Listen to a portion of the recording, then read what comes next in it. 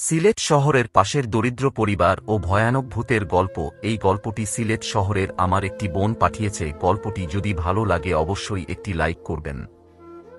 সিলেট শহরের পাশে ছোট একটি গ্রাম, যেখানে প্রকৃতির নির্জনতা এবং অরণ্যের রহস্যময়তা একসাথে বিরাজ করে। সেই গ্রামে বাস করত একটি দরিদ্র পরিবার। পরিবারে ছিল বাবা, মা এবং তাদের একমাত্র ছেলে কাদির।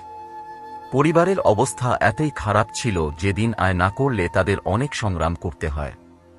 কাদির প্রতিদিন ভোরে উঠে গ্রাম থেকে শহরের বাজারে যেত মাছ বিক্রি করতে। নদীর পাড়ে নিজ হাতে ধরা মাছ বিক্রি ছিল তার পরিবারের প্রধান আয়ের পথ। কাদির একটি সরু, নির্জন পথে হেঁটে যেত শহরের বাজারে। পথটি ঘনবন জঙ্গলের মধ্য দিয়ে গিয়েছিল। মানুষ বলতো এই জঙ্গলে নানা রকম অদ্ভুত ঘটনা ঘটে এবং রাতের বেলায় পথটি এড়িয়ে চলাই ভালো। তবে কাদির কখনো এসব কথায় কান দিত না। দিনের বেলা এই পথ দিয়ে যাওয়াটা তার জন্য স্বাভাবিক ব্যাপার ছিল। অদ্ভুত ঘটনা শুরু।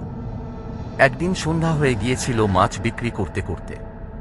সে যখন বাড়ি ফিরছিল তখন অন্ধকার নেমে আসে। কাদির দ্রুত পা চালাতে থাকে, কিন্তু হঠাৎ শুনতে পায় পেছন থেকে কারো পায়ের আওয়াজ।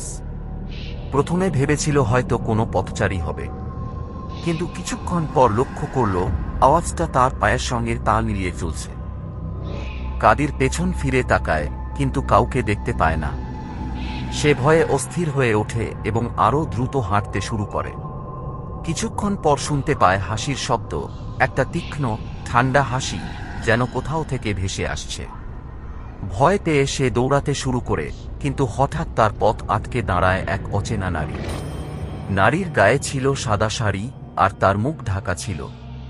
তুমি আমাকে নিয়ে যাবে? নারীর শীতল কণ্ঠে জিজ্ঞাসা। কাদির ভয় পেয়ে পেছনে সরে আসে। কে তুমি? আমার পথ ছাড়ো। নারী কিছু না বলে তার দিকে এগিয়ে আসে।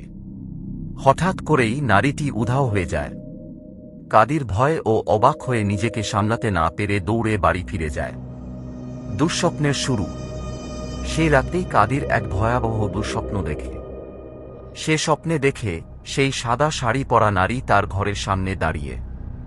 নারীর চোখ নেই, মুখ ভেঙে গেছে, আর সে কাদিরকে বলছে, তুমি আমার জায়গা নিয়ে নিয়েছ, এখন তোমার পালা। পরদিন সকালে কাদির খুব অসুস্থ বোধ করছিল। তার মা বলল, তুমি ঠিক মতো ঘুমাওনি ছেলেটা, এত রাত করে আর বাইরে থেকো না। কিন্তু কাদির মায়ের কথায় সাড়া দিল না। দিনগুলো কেটে যাচ্ছিল, কিন্তু কাদিরের জীবন অস্বাভাবিক হতে শুরু করল। প্রতিদিন রাতে সে অদ্ভুত সব আওয়াজ শুনত, কখনো কারো কান্না, কখনো হঠাৎ দরজায় ধাক্কা। গা শিউরে ওঠার ঘটনা।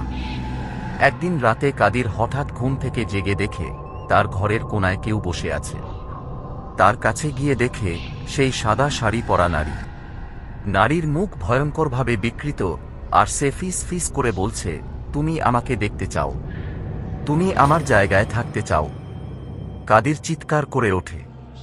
মা বাবা দৌড়ে আসে, কিন্তু ঘরে কেউ নেই। রহস্যের সমাধান। কাদিরের বাবা পরে গ্রামের একজন প্রবীণ লোকের কাছে যায়, যে এসব বিষয়ে জ্ঞান রাখত। লোকটি শোনে এবং বলে, এই পথটা অভিশপ্ত।